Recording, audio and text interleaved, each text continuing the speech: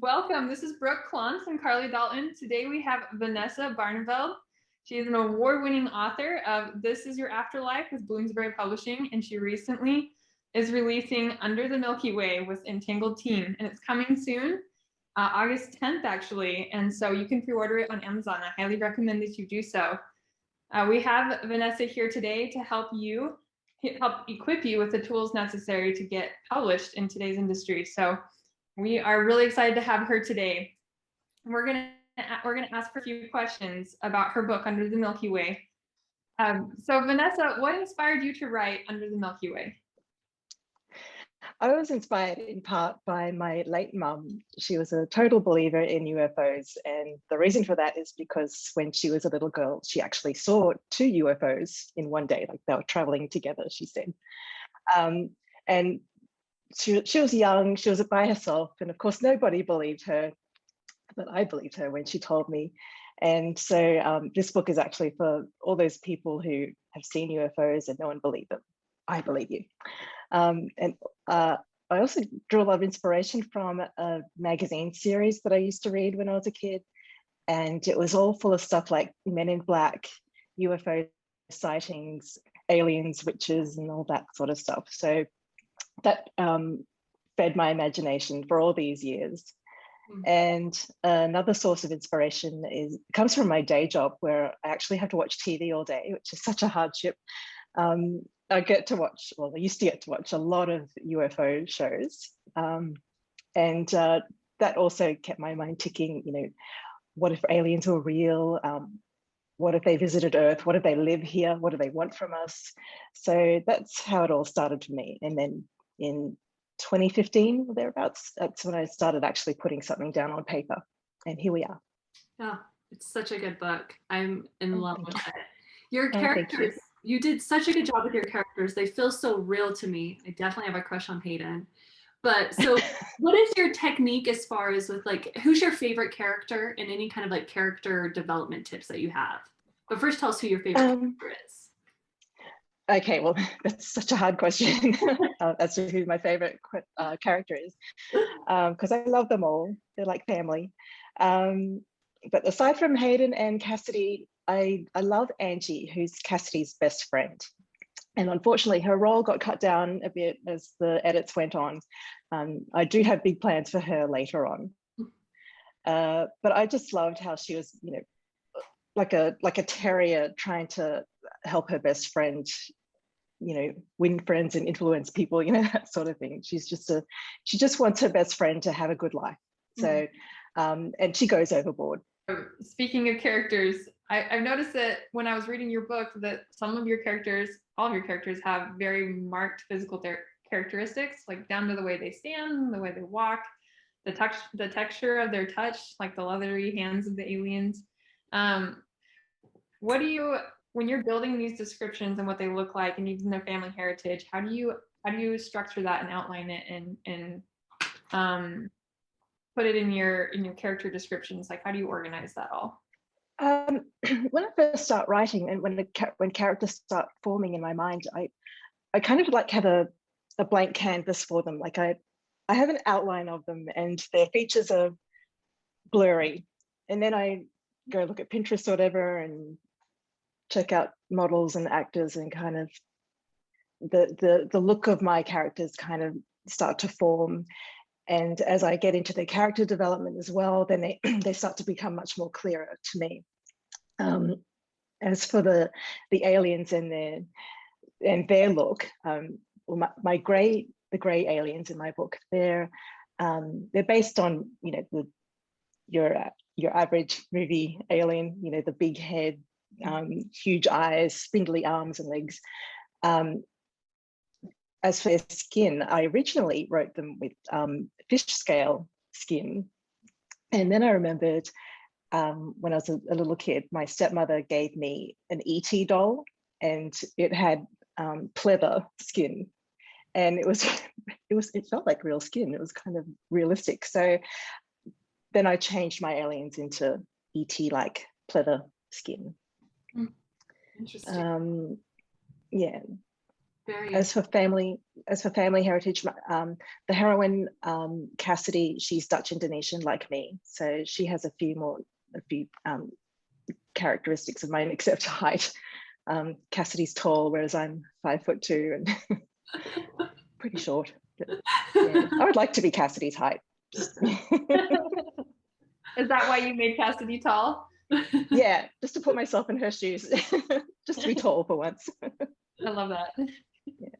Well, you did a really, really good job at keeping the tension and the intrigue there in the book. I mean, I was telling Brooke, my attention span, I get lost quick. And like through this, I mean, I'm halfway, but through it, I've been turning pages. You kept the tension. You've kept me intrigued. I love the investigative feel to it and how sometimes the clues can be misleading. And it's like you're trying to figure out what's going on as you're reading the book. So what advice would you have for a writer who's wanting to do that same thing, kind of like have that mystery element to it?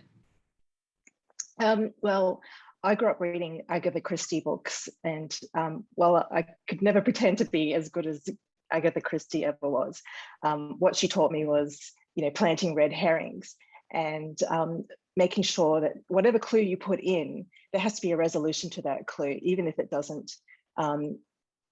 isn't the solution to the mystery. I think you have to tie up all those loose ends. I used to be a pantser writer, fly by the seat of your pants and not plot anything.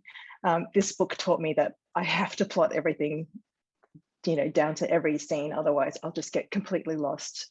And something that helped me was this book, which is a classic for writers, Goals, Motivation, and Conflict by Deborah Dixon. I've not read that. It should still be available. I've got all these Post-it notes to remind me of the really good stuff. The whole book is fantastic.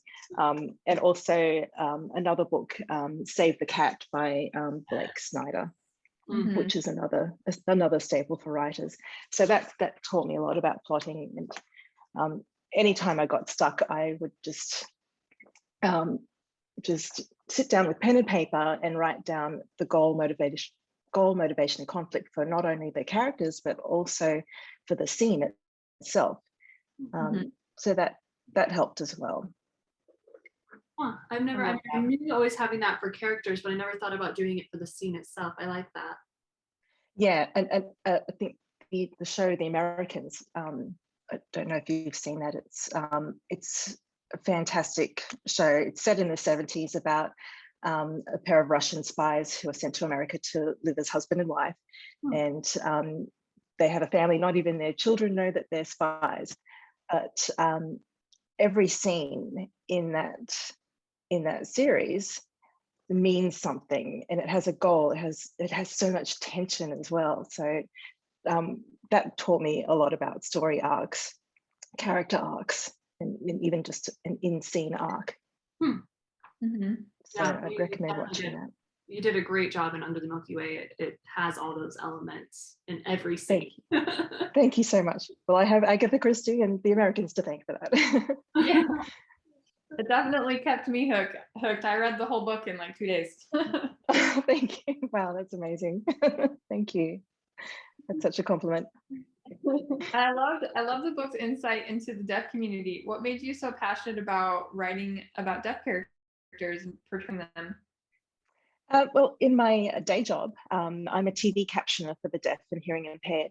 And while that's not exactly interpreting, every day I'm thinking about my audience, the deaf community, and accessibility. So that's at the top of my mind. And for me, it was important to get the portrayal of Alondra, who's my character who happens to be deaf.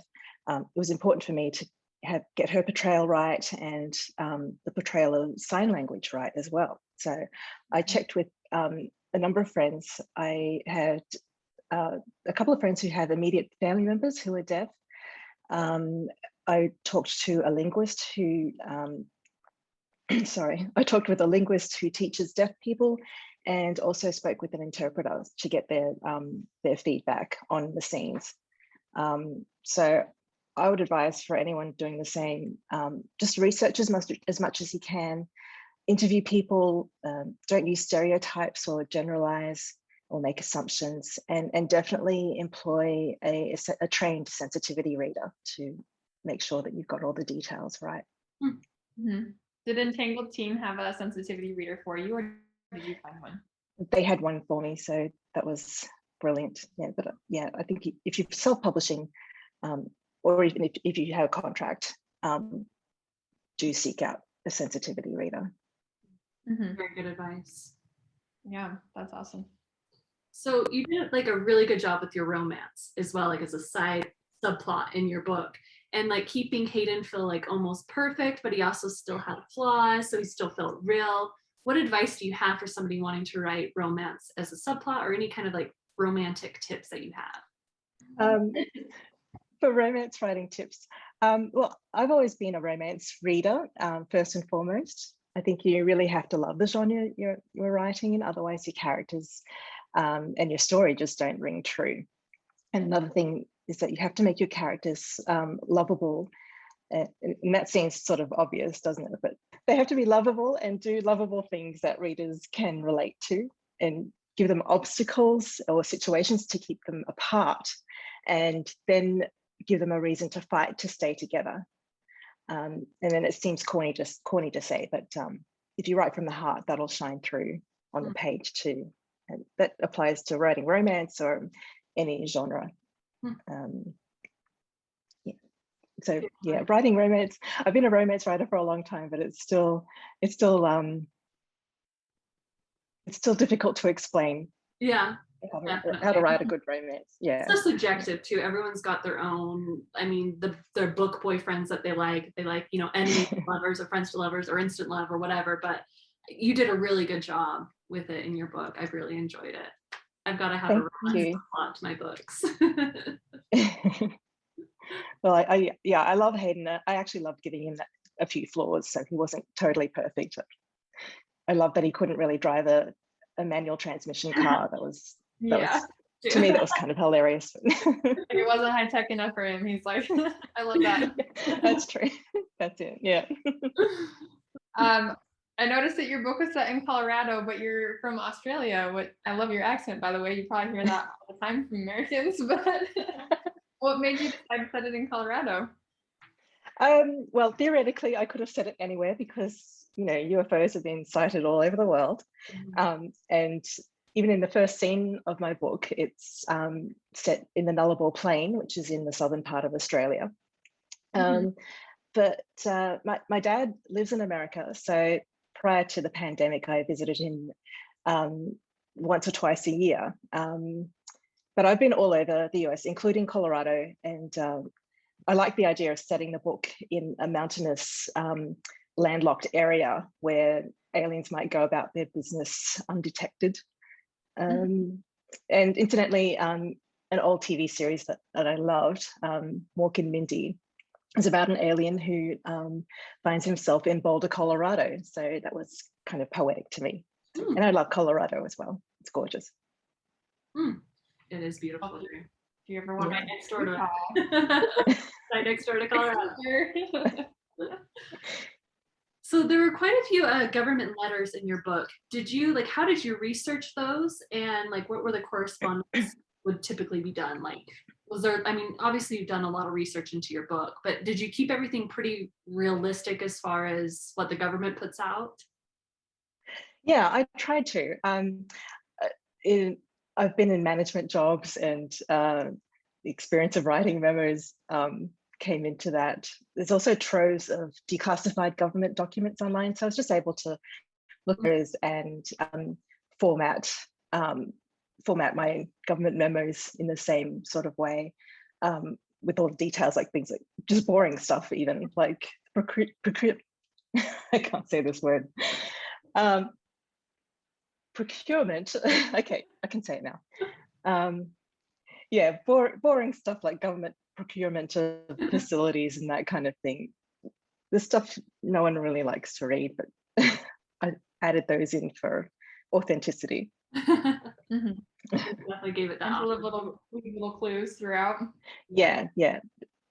They are kind of, they do seem like boring details to start with, but then as you read the book, you realize what is happening, why these facilities are being procured, and that sort of thing. Very interesting. So I really loved like when you, even in like your narration and your dialogue, there was a lot of, I guess I call it like what's being on the, there's more being said that's than what's just on the page. So like a way that you, is there any kind of advice you could have for somebody who's wanting to do that in their own work? Well, first of all, thank you so much for saying that, because that's exactly what I was aiming for. When I write a first draft, it's very sparse, and I know this is actually also a fault of mine, where I write too sparsely and I'm not explaining everything. I do like to make the reader think a little and look for subtext in what people are saying. So I think it is a difficult thing to explain. I think if you start off in a sparse fashion and then add more layers, that tends to work for me anyway. And then when I go through further drafts, I just I have a look at, well, am I being clear here, or does it need a bit more explanation, or if I might look at the rest of the scene and go, okay, I think the reader can figure out what's going on. So yeah, I love that. Layers. Don't try and get it right on the first draft, because it'll never exactly happen. Yeah, first drafts are always terrible, especially mine. But yeah, there was some really good, I'm drawing a blank on them now, but I'm like, I gotta remember these. But yeah, there was like things where Cassie's like, well, what on earth? And then what was the other one? There was a really good one. And I'm like, oh, there's so much like wordplay and like so much like other subtext going on. I really enjoyed that. Thank you so much. Really added to the mystery and suspense. Yeah, I love that. Thank you so much for joining us. That is all we have time today. Please be sure to check out Vanessa's newest book coming out, Under the Milky Way. It is available for pre-order and it comes out on August 10th. Me and Brooke have both read it. We love it. We highly recommend it. And then be sure to join us next Wednesday for when we have Vanessa talk over marketing strategies. Thanks, everyone. Bye.